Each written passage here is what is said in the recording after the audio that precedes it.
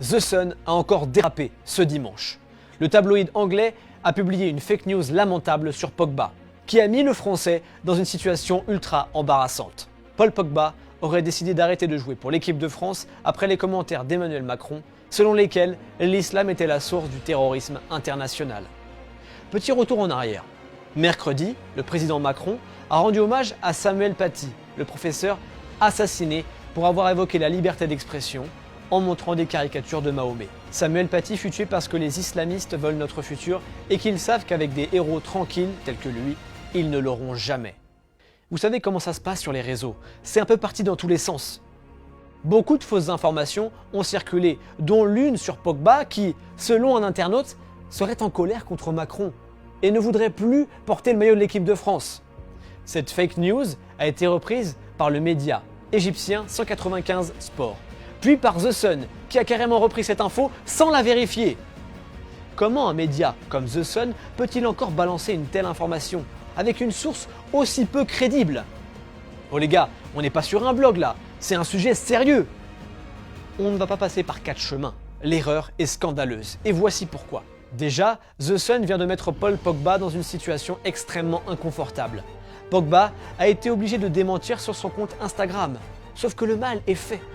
Il a assassiné le Sun dans un texte posté en story Insta. Donc The Sun a recommencé. Une information absolument infondée à mon sujet circule et indique des choses que je n'ai jamais dites ou pensées. Je suis consterné, en colère, choqué et frustré que certains médias m'utilisent pour faire de faux gros titres sur le sujet sensible qu'est l'actualité française, en évoquant l'équipe de France et ma religion. Malheureusement, certains journalistes n'agissent pas de manière responsable lorsqu'ils écrivent les informations. Abusent de la liberté de la presse, ne vérifient pas si ce qu'ils écrivent est vrai. Créent des potins sans se soucier de savoir si cela affecte la vie des gens. Ma vie. J'intente une action en justice contre les éditeurs et les diffuseurs de cette 100% fake news. Honte à vous. Le Français se retrouve sous les feux des projecteurs alors qu'il n'a rien demandé à personne. Maintenant, beaucoup lui demandent de prendre position sur cette histoire. Allez voir son compte Instagram, il y a déjà des réactions à foison. L'autre problème, c'est qu'une fake news peut coller à la peau d'un joueur, et ce, pour sa carrière entière, pour toute sa vie. Regardez Raheem Sterling en Angleterre.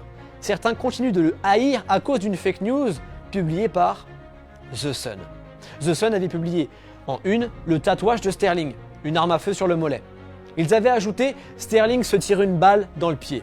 Les anti-armes à feu avaient démoli Sterling alors que la raison de ce tatouage n'est en rien une apologie des armes à feu. Quand j'avais 2 ans, mon père a été tué avec une arme à feu. Je me suis promis que je ne toucherai jamais à une arme de ma vie. Ouais, visiblement The Sun n'a pas appris de ses erreurs.